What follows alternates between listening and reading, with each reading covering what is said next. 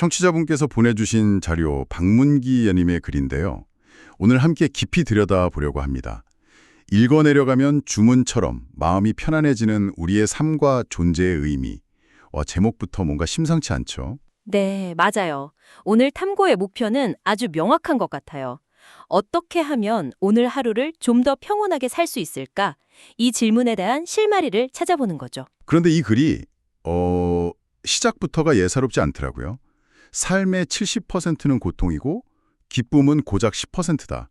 어떻게 보면 되게 차가운 현실 진단으로 문을 열거든요. 그렇죠. 근데 신기하게도 글을 다 읽고 나면 마음이 무거워지는 게 아니라 오히려 뭔가 가벼워지고 평온해지는 느낌이 들었어요. 바로 그 지점이 이 자료의 진짜 매력인 것 같아요. 냉혹한 현실을 딱 직시하는 데서 출발하는데 절대 허무주의나 비관론으로 빠지지가 않죠. 네네. 오히려 그 현실을 딛고서 어떻게 마음의 평화를 얻을 수 있는지 아주 구체적이고 실용적인 방법을 제시하고 있거든요. 특히 과거에 대한 후회나 미래에 대한 불안, 이런 것들에서 벗어나서 왜 지금 여기가 중요한지 그 이유를 파고드는 과정이 아주 흥미로울 겁니다. 좋습니다. 그럼 그 냉혹한 현실 진단, 그 출발점부터 한번 이야기해보죠. 글이 우리는 왜 태어났는가라는 아주 근본적인 질문을 던지잖아요. 그렇죠. 저도 가끔씩 해보는 질문인데 이 글의 대답은 정말 한치의 방설임도 없더라고요. 아무 이유 없다. 딱 이렇게요. 맞아요. 정해진 목적이나 사명 같은 건 없다는 거예요. 그래서는 우리 존재의 본질을 4가지 키워드로 딱 정리를 하는데요. 첫째는 우연성. 우연성. 네. 내가 원해서 태어난 게 아니라 말 그대로 우주적 사건 속에서 우연히 이 세상에 툭 던져졌다는 거죠. 그리고 두 번째는 명확성. 이건 좀 섬뜩한데 이유는 없지만 반드시 죽는다는 사실만큼은 너무나 명확하다는 거고요. 그리고 세 번째는 또 반대예요. 모호성. 반드시 죽는 건 알겠는데 그게 언제가 될지는 아무도 모른다. 그렇죠. 마지막이 바로 무의미성. 셈 자체에 어떤 내재된 의미나 달성해야 할 목표 같은 건 없다는 겁니다. 이게 처음 들으면 이게 무슨 소리야 싶을 정도로 좀 허무하게 들릴 수 있잖아요. 내 삶이 그저 우연이고 의미도 없다니. 네, 충분히 그렇죠. 그런데 그래서는 바로 여기서 아주 중요한 관점의 전환을 요구해요. 왜 태어났는가라는 질문은 답이 없으니까 이제 그만 붙들고 있으라는 거죠.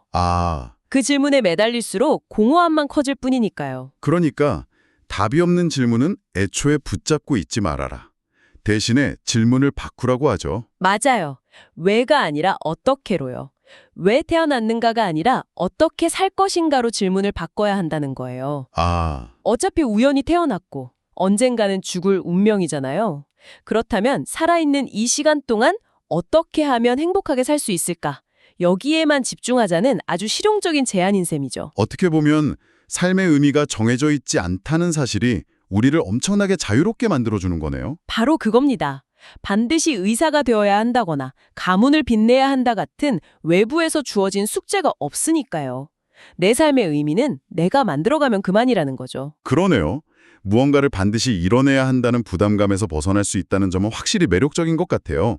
자, 그럼 어떻게 살 것인가에 대한 답을 찾아가 봐야 할 텐데 여기서 아까 잠깐 언급했던 그 충격적인 비율이 등장합니다. 네. 고통 7할, 평온 2할, 기쁨 1할. 아니, 삶의 70%가 고통이라니 이건 좀 너무 비관적인 거 아닌가요?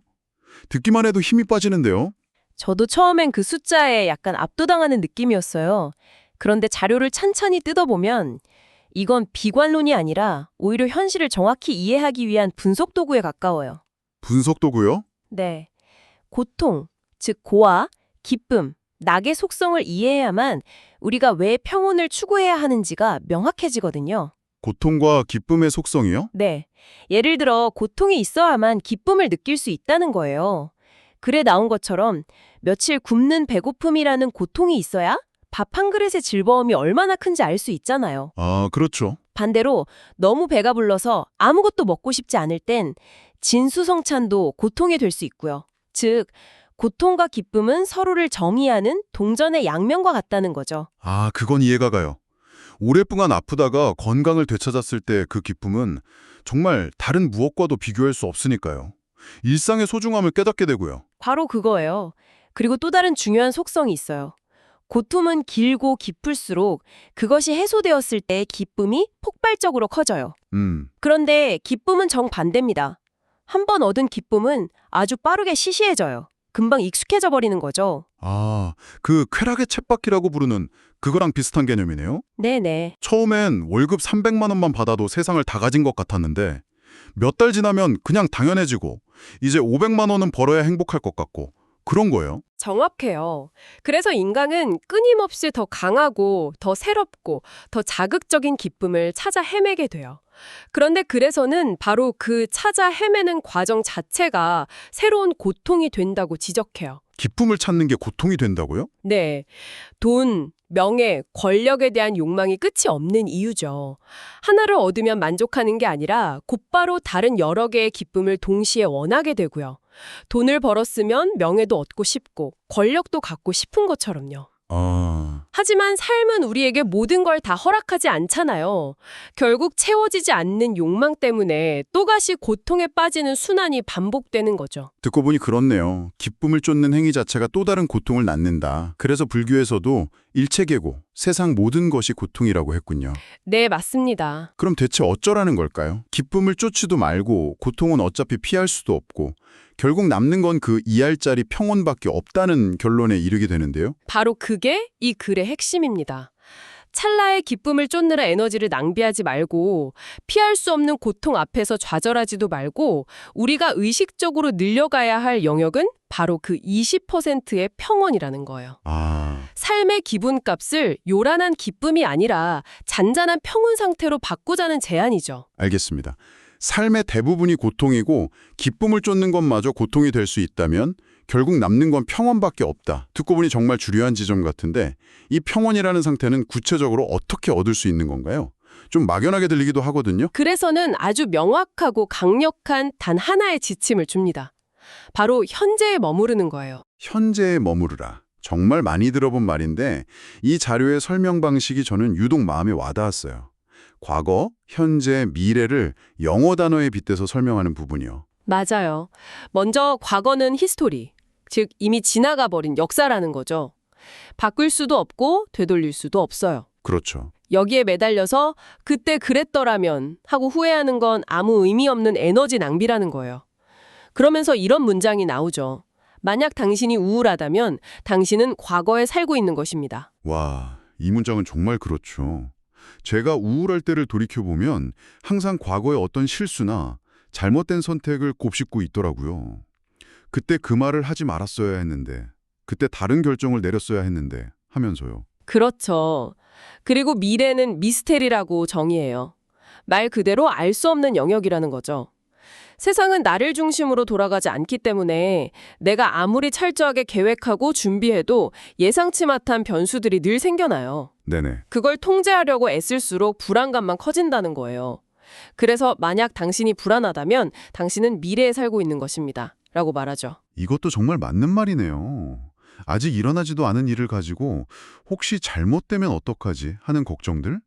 중요한 발표를 앞두고 실수하면 어떡하지 하는 불안감. 전부 다 미래에 속한 것들이니까요. 맞습니다. 하지만 현재에 머무르라는 말이 너무 이상적으로 들리기도 해요. 당장 낼 월세 걱정, 다음 주에 있을 중요한 발표 걱정을 안 하고 어떻게 살 수 있죠? 이 자료에서는 그런 현실적인 불안에 대해서는 뭐라고 이야기하나요? 그건 현실 도피죠. 아, 여기서 말하는 현재에 머무르기는 걱정 자체를 없애라는 게 아니라 걱정에 빠져있는 상태에서 벗어나라는 의미에 가까워요. 걱정에 빠진 상태에서 벗어난다. 네. 예를 들어 월세 걱정이 된다면 월세 내야 하는데 큰일 났다 라며 불안감에 잠식되는 게 아니라 좋아. 지금 내가 월세를 내기 위해 할 수 있는 일은 뭘까? 구직 사이트에 이력서를 하나 더 내자와 같이 지금 여기서 할 수 있는 행동에 집중하는 태도를 말하는 거죠. 아, 그런 의미군요. 과거에 대한 후회와 미래에 대한 불안은 실체가 없는 허상이지만 지금 내가 내딛는 발걸음은 실체잖아요. 걱정에 매몰되지 말고 현재 할 수 있는 행동에 집중하라. 결국 우리가 통제할 수 있는 유일한 시간은 현재뿐이라는 결론에 이르네요. 그래서 이 글이 프레젠트라는 단어의 이중적인 의미를 가져온 게 정말 신의 한 수 같아요. 맞아요. 현재이자 동시에 선물이라는 뜻을 가졌다는 거요. 네. 과거는 이미 써버린 돈이고 미래는 아직 받지 못한 어음 같은 거예요. 우리가 실제로 손에 쥔 현금은 현재뿐이죠. 그래서 현재가 우리에게 주어진 유일한 선물, present이라는 비유가 강력한 힘을 갖는 겁니다. 와, 그리고 이 모든 걸 종합한 마지막 문장이 나오죠. 만약 당신이 평온하다면 당신은 현재에 살고 있는 것입니다. 다시 들어도 정말 명쾌한 문장이네요. 만약 당신이 우울하다면 당신은 과거에 살고 있는 것입니다. 만약 당신이 불안하다면 당신은 미래에 살고 있는 것입니다. 만약 당신이 평온하다면 당신은 현재에 살고 있는 것입니다. 이 문장 하나만 기억해도 마음이 흔들릴 때 큰 도움이 될 것 같아요. 그렇죠. 내 마음 상태를 점검하는 리트머스 시험지 같은 역할을 해줄 수 있어요. 아, 내가 지금 불안하네. 내 생각이 미래로 너무 멀리 가 있구나. 다시 현재로 돌아오자. 하고 의식적으로 생각을 전환하는 거죠. 현재에 머무는 것 외에도 삶이 너무 고통스럽게 느껴질 때 주문처럼 외워보라고 권하는 문장들이 있더라고요. 이것 또한 다 지나가리라는 유명한 말이고. 네. 그런데 내 탓이요, 내 탓이요, 내 탓이다. 이 구절은 솔직히 처음엔 좀 거부감이 들었어요. 아니 모든 게 왜 내 탓이죠? 너무 가혹하게 들리기도 하고 자칫하면 심한 자책감에 빠질 수도 있을 것 같은데요. 충분히 그렇게 느낄 수 있어요. 그런데 이 글에서 말하는 내 탓은 내가 잘못했다는 죄책감이나 자책과는 결이 좀 달라요. 다른 건가요? 네. 오히려 문제 해결의 주도권을 나에게로 가져오는 아주 주체적인 태도에 가까워요. 글에 이런 구절이 나오잖아요. 모든 악의 시작은 남 탓이요. 모든 선의 시작은 내 탓이다. 네, 그 구절이 인상 깊었어요. 왜 그렇게 말하는 거죠? 이유가 아주 실용적이에요. 어떤 고통스러운 문제의 원인이 남이나 상황이 있다고 생각하는 순간 나는 무력해져요. 아, 내가 그 사람을 바꿀 수도 없고 상황을 내 마음대로 통제할 수도 없으니까요. 결국 할 수 있는 건 원망이나 분노밖에 없죠. 하지만 그 문제의 원인이 나에게 있다고 생각하면, 즉 내 탓으로 돌리면 상황이 달라져요. 나는 나 자신을 바꿀 수 있잖아요. 내 생각, 내 태도, 내 행동을 바꿈으로써 상황을 개선할 여지가 생기는 거예요. 아, 그런 관점이군요. 비난의 의미가 아니라 책임과 주도권의 의미에서 내 탓을 하라는 거네요. 남을 바꾸는 건 불가능에 가깝지만 나를 바꾸는 건 가능하니까 고통의 원인을 내가 통제할 수 있는 범위 안으로 가져오라는 말이군요. 바로 그거예요. 변화의 열쇠를 내가 쥐게 되는 거죠. 인간관계에 대한 조언도 같은 맥락에서 볼 수 있어요. 맞아요. 인간관계에 대한 조언도 아주 날카로웠어요. 첫 번째가 사랑을 주되 보답을 바라지 말아였죠. 네, 무언가를 바라는 마음이 생기는 순간부터 관계가 삐걱거리기 시작한다고. 그렇죠. 내가 이만큼 해줬으니 너도 이만큼 해줘야 해라는 기대감이 생기면 그건 사랑이 아니라 거래가 되고, 그 기대가 채워지지 않으면 실망하고 원망하게 되니까요. 그리고 두 번째 조언이 바로 그 유명한 황금률인데, 여기서도 관점이 아주 독특해요. 잠시만요. 그 황금률에 대한 설명이 저는 좀 충격적이었어요. 보통 우리는 남에게 대접받고 싶은 대로 대접하라고 긍정문으로 배우잖아요. 네, 그렇죠. 그런데 이 글에서는 남이 너에게 한 것 중에 싫었던 것은 절대 남에게 하지 말라는 부정문이 핵심이라고 강조하더라고요. 제가 지금까지 생각했던 방식이랑 정반대라서 깜짝 놀랐어요. 맞아요. 그 미묘한 차이가 관계의 모든 것을 바꾼다고 해도 과언이 아니에요. 왜 긍정형이 아니라 부정형이 중요할까요? 이유는 단 하나예요. 나에게 좋은 것이 남에게도 좋으리라는 보장이 없기 때문이죠. 아, 듣고 보니 그러네요. 저는 매운 음식을 좋아하니까 친구에게도 맛있는 쭈꾸미 볶음을 사주는 게 좋은 일이라고 생각할 수 있지만 그 친구가 매운 걸 못 먹는다면 저의 호의는 고문이 되는 거잖아요. 정확한 비유예요. 상대방이 원하지도 않는데 나의 좋음을 강요하는 것. 자료에서는 이것을 폭력의 시작이라고까지 아주 단호하게 표현해요. 폭력의 시작. 네. 그래서 관계의 기본 원칙은 내가 좋다고 생각하는 걸 무작정 해주는 게 아니라 상대가 싫어하는 행동을 하지 않는 것에서 시작해야 한다는 거죠. 그리고 무언가 해주고 싶을 땐 반드시 먼저 물어보는 것. 혹시 내가 이렇게 해줘도 괜찮을까? 하고요. 이게 바로 상대를 독립된 인격체로 존중하는 태도라는 겁니다. 와, 싫은 것을 하지 말라. 짧은 문장이지만 관계에 대한 정말 깊은 통찰이 담겨 있네요. 오늘 이야기를 쭉 정리해보면 삶은 원래 고통과 기쁨이 순환하는 것이고 우리가 진짜 붙잡아야 할 건 스쳐 지나가는 기쁨이 아니라 지속 가능한 평온이라는 메시지 같아요. 맞습니다. 그리고 그 평온에 이르는 가장 확실한 길은 이미 사라진 과거와 아직 오지 않은 미래라는 허상에서 벗어나 우리에게 유일하게 주어진 선물인 현재에 온전히 집중하는 것이고요. 네. 글의 표현처럼 오직 내가 존재하는 이곳만이 천국이라는 걸 깨닫는 순간 비로소 마음의 평화가 시작되는 거겠죠. 네. 오늘 정말 유익한 시간이었네요. 마지막으로 청취자분께 생각해 볼 만한 질문을 하나 던지면서 마무리할까 합니다. 자료의 마지막 부분에 이런 구절이 나와요. 우리의 영적인 자각이 성장하면 우리 자신과 세상의 모든 것을 동일시하게 되고 어떠한 것도 착취하지 않게 된다.